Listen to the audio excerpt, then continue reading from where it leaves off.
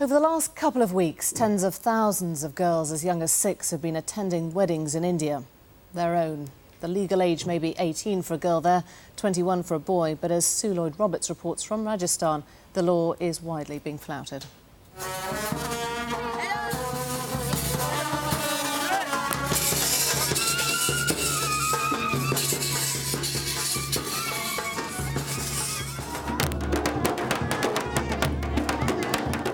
India's favourite wedding day, the festival of Akatij, when thousands of parents take advantage of the auspicious date to marry off their daughters, often in mass ceremonies and when they're underage.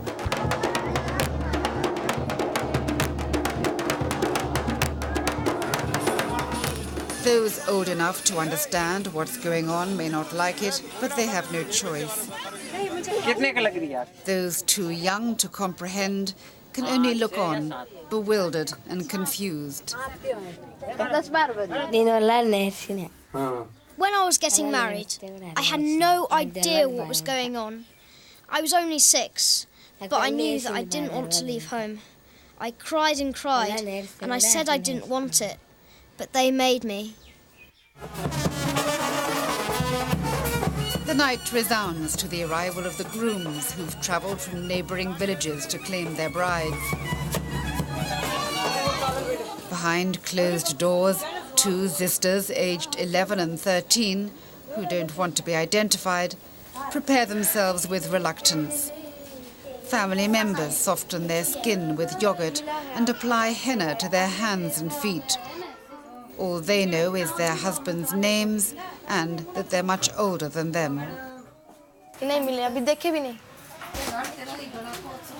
We haven't even met our husbands. We haven't even seen them. Of course I'm nervous, wouldn't you be? There's no chance of going to school at my mother-in-law's place.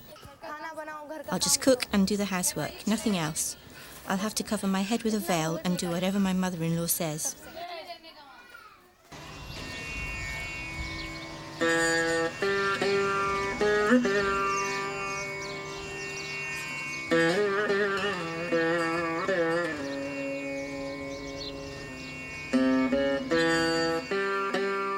Rajasthan, land of the Maharajas, where magnificent forts dominate the countryside and tradition dominates people's lives. Feudal landlords still rule over the land, and a father rules in the home, deciding when and to whom his daughter will get married and overseeing every detail of the event. Although illegal, mass weddings involving children take place quite openly. To get to them, local guests walk for miles across the desert, in this, the hot season, in temperatures of over 40 degrees. Outsiders are not encouraged, and lookouts are posted along the roads to warn of strangers.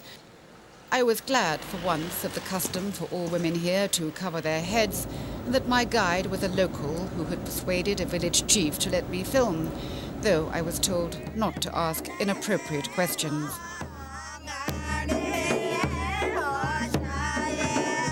The priest had performed the official part of the ceremony the night before. All that was left was the delivery of dowries before the brides would be taken to their husbands' houses later that night.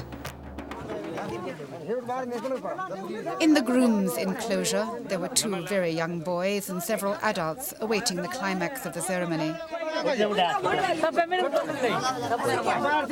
It's not uncommon for girls to be married to men 10, even 20 years older than themselves. When I was invited into the women's tent, there were many more children ranging from 10, 11, 12 years, and the youngest only 6, who clearly had no idea what was going on. Where are you going? The younger the daughter, parents tell you, the less they have to spend on a dowry. And the same economic reasoning lies behind the mass wedding. If an individual tries to hold a wedding, the expense will be the death of him, because he has to invite the entire village. I myself have seen 25 to 30 couples share a wedding. In England, the tradition is for children to get married at the age of 18. At what age can children get married in India? I tried to ask the question casually, but my translator refused to translate it. Someone in the crowd recognized the word age. I had apparently asked an inappropriate question, and we were told that the wedding was over and it was time to go. The ceremony continued without us. All over the country you can find people who will talk of the experience and the rationale behind child marriage as if it were only to be expected. It's part of our village tradition for girls to be married off at a very young age. And we had to do it in this case because the boy's mother was her aunt, my sister, and there was pressure from the family. Of course, the girl resisted the idea from the very beginning, and we had to force her. Immediately after the wedding, they put me to work. I had to clean the house, wash the clothes and all the dishes, and then go out into the fields to work. And all the time, my mother-in-law complained that I wasn't working hard enough. She never cared when I cried. The marriage ended in disaster. The husband, in his late 20s, wanted a more mature wife. My neighbour, who was 6 when she got married, was sent packing. But surely you must have anticipated a problem, a 15-year age gap with a young child and a sexually frustrated young man. But it's the way things happen here. The girls are married off, regardless of the age of the husband, and they're expected to adjust to the situation. I myself got married to a girl much younger than me. We lived in a large, extended family, and we just got on with it. My neighbour got upset when I asked her how her husband treated her.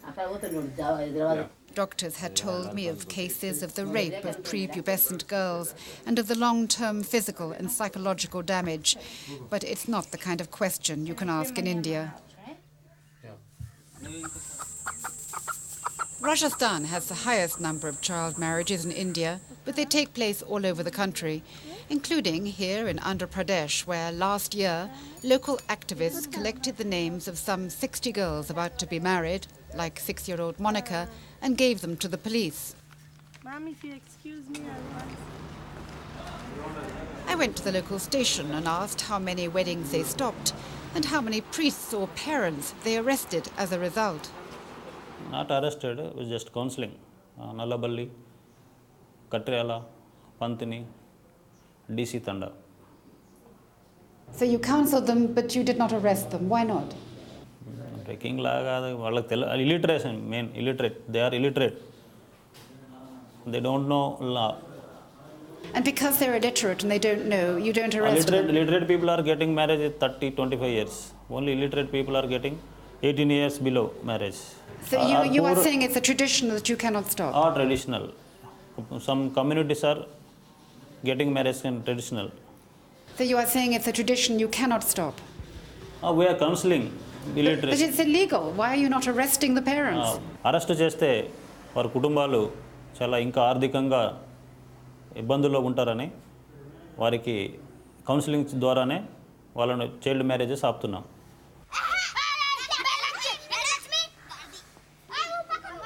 Clearly, the police are not motivated to intervene. But 4 years ago, the government of Andhra Pradesh made a significant move towards stopping child weddings by introducing a law making it compulsory to register marriages. To officially register a marriage, the bride's parents must produce a birth certificate proving she's over 18. To find out whether the law is making a difference, I requested an interview with the Minister of Education, also responsible for child welfare.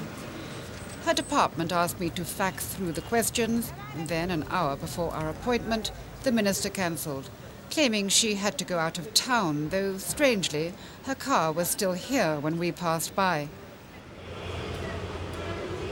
So I called on the Commission who monitor the government's human rights record. They told me the new law wasn't working because the government hadn't appointed the marriage registration officers yet. They told me they'd sent repeated letters and reminders to the government, to no avail. Justice Reddy, the head of the commission, suggested that he phone the civil servant in charge and tell him that the BBC now wants an answer. You want to talk to him?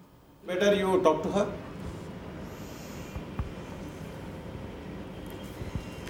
Yes, hello, I am from the BBC, and really my question is, what is being done to try and curb the number of child marriages? And Mr. Reddy here tells me that the key thing is to appoint marriage officers in every village.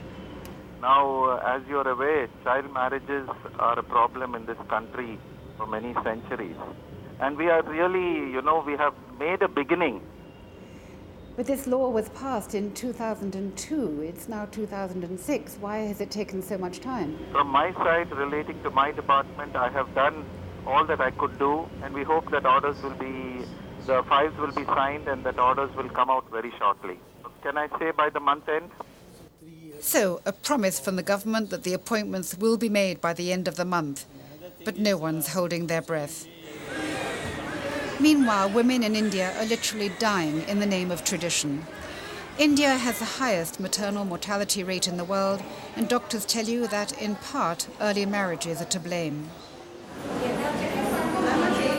In the emergency department of Hyderabad's Gandhi Hospital, a 15-year-old is fighting for her and her baby's life. She was married at 14, and this is her first child. We have to terminate the pregnancy immediately to save the life of the mother. Because she's a young girl, she's only 15 years old, her bony pelvis, the passage, has not been fully developed. And this will cause problems for her to have a normal vaginal delivery.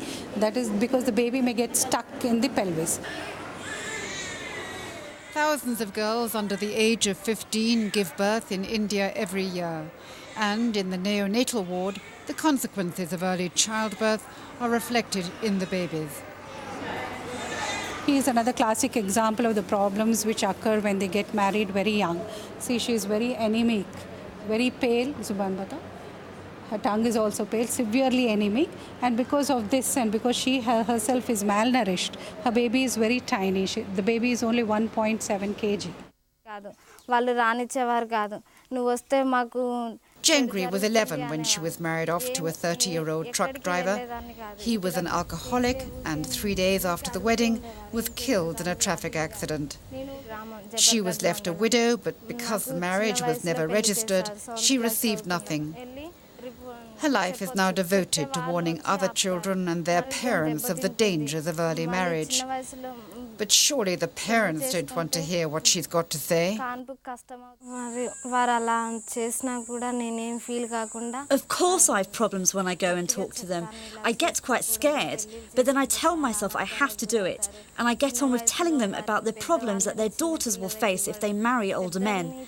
If that fails, I tell them my own life story, and I hope that will make them change their minds. I know. You've become a bit of a local heroine. I read about you in a Delhi newspaper. Are you happy about that? I never dreamed this would happen. I thought my life was finished. But now I am very happy. I have a new life. Convincing the parents might be difficult, but Jengri gets a sympathetic hearing from the girls.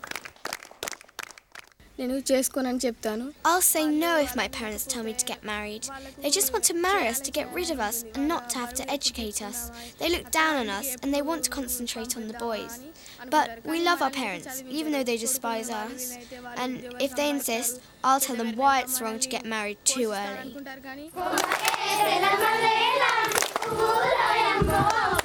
It's a small start at the very lowest level of village life from the children.